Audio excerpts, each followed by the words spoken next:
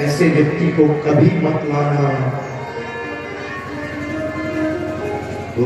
भगवत पार्षदों ने यमराज के दूतों ने पूछा, अच्छा एक बात बताओ, जो लोग कथा सुनते हैं उन लोगों को, कथा पाठा में बैठे उन लोगों को, बोले उन लोगों को भी कभी तुम नहीं लाना। बोले उन्हें कौन लाएगा? बोले उन्हें लाने के लिए नारायण के पास जाएंगे।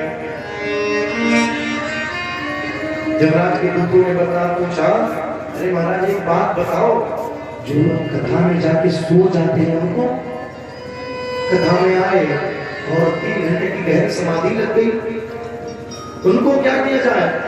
बोले जो लोग कथा में आकर के सो जाते हैं उनको तो तुम बिल्कुल पकड़ के नहीं लाना, उन्हें भी मत लाना साहब, उन्हें भी भगवान के पार्षद लाएंगे। हम देखते हैं यहाँ पे कथा में बहुत लोग मैं देखता हूँ, आते हैं लोग और हाथ झपना शुरू हो जाता है, जैसे ही नाम से कीर्तन होता है तुरंत ताली बजाएं, हाँ बहुत बढ़िया बहुत अच्छा, ताली बजाएंगे तुरंत और सर हिलाएंगे, हाँ यानी पूरी कथा हम सुन रहे हैं। एक कथा में एक माता जी बैठी थी, अपना पल्लू महाराज उठाई और घूंघट कर लिया उन्होंने, घूंघट करके और चुपचाप बैठ गई। महाराज की माता जी बहुत प्रेम से कथा सुनती होंगी, बहुत प्रेम से कथा सुनती होंगी। बगल वाले आकर के बता रहे महाराज कथा कुछ नहीं सुनती हो, 3 घंटे आकर चुपचाप सो जाती है, क्योंकि घर पे नाती पोते सोने नहीं देते, डिस्टर्ब करते हैं, नींद की गोलियां खाने के बावजूद भी नींद नहीं आती। एक कथा में आते हैं तुरंत नींद आ जाती है। महाराज जो लोग कथा में आके सो जाए उन्हें भी तुम मत लाना, उन्हें भी नारायण की दूत ही ले जाएंगे। बहुत सुंदर बात आज कही है। इस तरह से अजामिल देख रहा है, इन सारे चित्रों को अजामिल ने देखा, जीवन से घृणा हुई, भगवान की महिमा को समझ लिया और अजामिल घर छोड़ करके वन में चला गया, तपस्या करके भगवान को प्राप्त किया।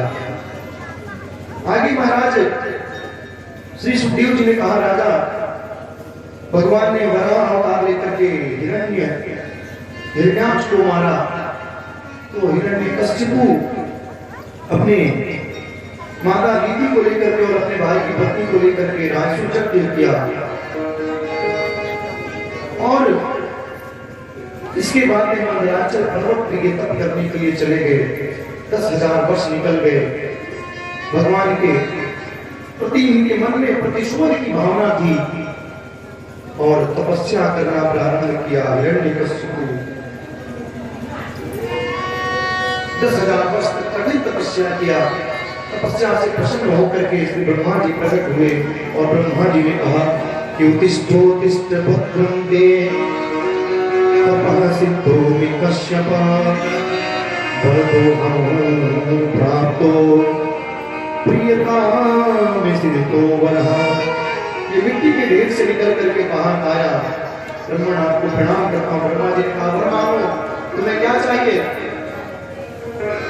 इसने वर मांगा कि यदि दासस्य विदिता वयाने वरदोत्तमः भूतेभ्यश्च परसिद्धि दृष्टेभ्यो मृत्युमात्रः। इसने कहा, अगर आप मुझे वर देना चाहते हैं, आप वर देने में परम श्रेष्ठ हैं। ब्रह्मा जी, अगर मुझे कुछ देना ही चाहते हैं तो ऐसा वर दीजिए कि मैं आपकी सृष्टि में पैदा होने वाले किसी व्यक्ति से न मरूं, न मैं दिन में मरूं, न रात में मरूं, न सुबह में मरूं, न शाम में मरूं, न धरती में मरूं, न आकाश में मरूं। इतना तक कि आपके बनाए हुए 12 महीनों में मैं नहीं मरूं, किसी से नहीं मरूं साहब।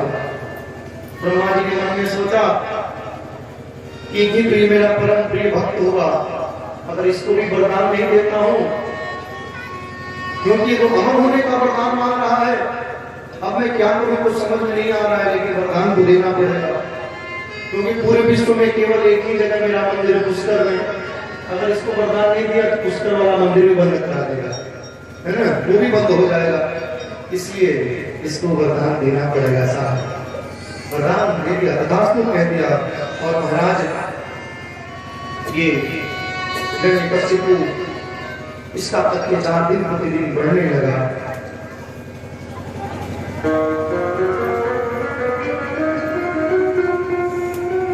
एक इसका पुत्र हुआ जो प्रहलाद आया, क्योंकि परीक्षित तुमने प्रश्न किया था ना कि कभी कभी पुण्यात्मा पिता के यहाँ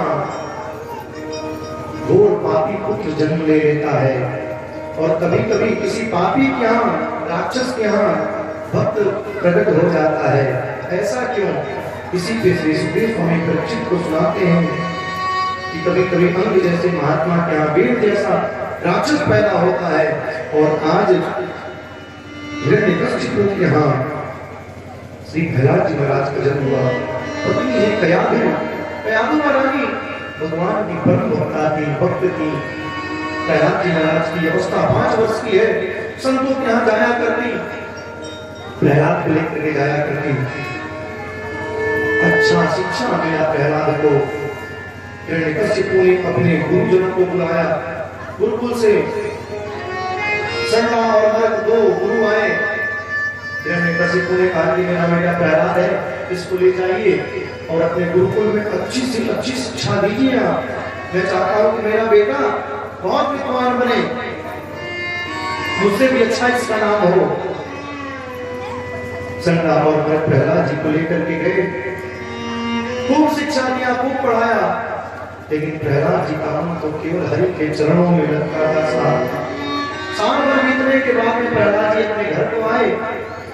घर को आने के बाद में हिरण्यकशिपु ने पूछा कि बेटा साल भर में तुमने सबसे अच्छी पढ़ाई क्या किया, जो कुछ सबसे अच्छा तुमने पढ़ा हो हमसे बताओ। प्रहलाद जी आज अपने पिता को बताते हैं, पिताजी इस संसार में सबसे अच्छी पढ़ाई मैं आपको बताऊं, आप बताओ।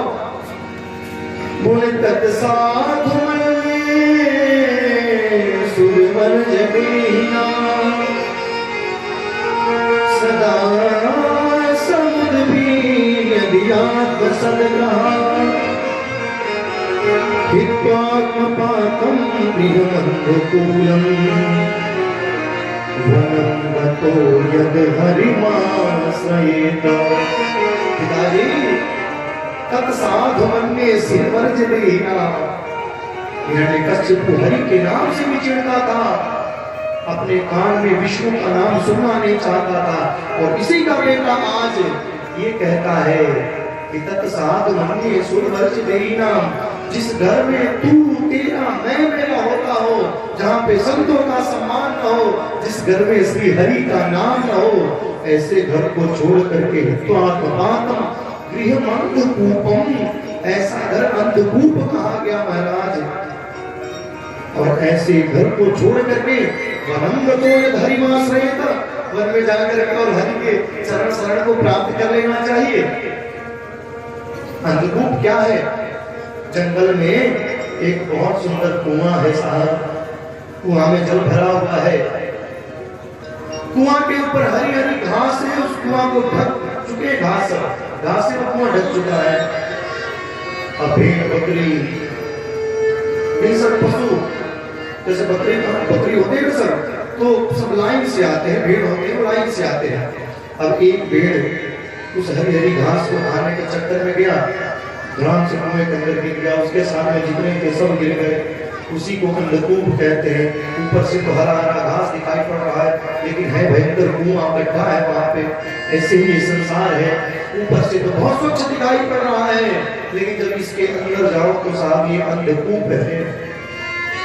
इसलिए ऐसे घर को छोड़ करके, जिस घर में ठाकुर जी का नाम न हो, संतों का सम्मान न हो, ऐसे घर को छोड़ करके वन में जाना चाहिए और हरिमाश्रयेत, हरि के चरण शरण को प्राप्त करना चाहिए। परम पूज्य श्री मलूक पीताधीश्वर महाराज जी कहा करते कि मलूक कहाँ नहीं जाइए जहाँ न हरि को नाम, और दिगंबर के गाँव में धोती का क्या काम। दिगंबर के गांव में धोबी काटना काम। मलुक पीठाधीश्वर महाराज जी भरत श्री राजेंद्र दास जी महाराज बताया करते कि मलुक कहाँ नहीं चाहिए जहान हरि को नाम। जिस गांव में जिस घर में गोविंद का नाम नहीं है, ठाकुर जी के जहां भक्त नहीं है, ऐसे गांव में नहीं जाना चाहिए। क्यों?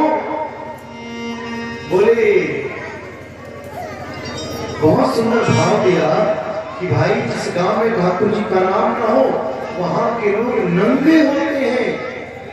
जिस गांव में जिस घर में ठाकुर जी की भक्ति नहीं होती है, जिस गांव में ठाकुर जी का जिस घर में ठाकुर जी का पूजा नहीं होता है, जहां पे नित्य नियम नहीं होता है, जिस घर में संत का सम्मान नहीं है, भगवत प्रेम जिस घर में नहीं है, ऐसे घर के लोग नंगे बताए गए साहब। नंगे का मतलब क्या है? नंगा उसे थोड़ी नहीं कहते जिसने कपड़ा नहीं पहन रखा हो। बोले नग्नो वेद बहिष्कृत, वेद बहिष्कृत को नग्न कहते हैं। वैदिक सदाचार से शून्य प्राणी को नग्न कहते हैं साहब। तो मलुक कहाँ नहीं चाहिए जहान हरि को नाम। और दिगंबर के गांव में धोबी का क्या काम? भाई जिस गांव में लोग कपड़े ही नहीं पहनते हो वहां पे धोबी का कभी बिजनेस चलेगा क्या? धोबी का बिजनेस तो वही चलेगा जहां पे लोग कपड़े पहनते हो। अभी तो कपड़े ले जाकर के धुलेगा तो 4 रुपए कमाएगा। तो दिगंबर के गांव में धोबी का क्या काम? धोबी की वहां आवश्यकता नहीं है साहब। आज श्री प्रहलाद जी महाराज ने कहा कि तब साधु मन्ये सुरवर्ज देहिनाम सदा समुद्र ही यदियात्म सद्ग्रहा हित्वाग पातम प्रेमंग कूलम वरम गतो यद हरिमाश्रयत। महाराज मीराबाई थी ना, इन्होंने गोस्वामी जी के पास में पत्र लिखा, समझ में नहीं आ रहा मैं क्या करूं, घर वाले भक्ति करने नहीं देते, अब मैं क्या करूं? गोस्वामी जी ने पत्र लिखा, अगर पूर्ण संकल्प हो,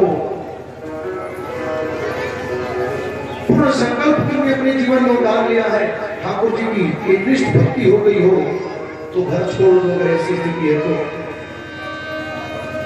क्यों? बोले क्या मेरे से पहले किसी ने छोड़ा है? बोले हाँ छोड़ा है ना। इत जो पिता प्रहलाद विभीषण बंधु भरत महतारी।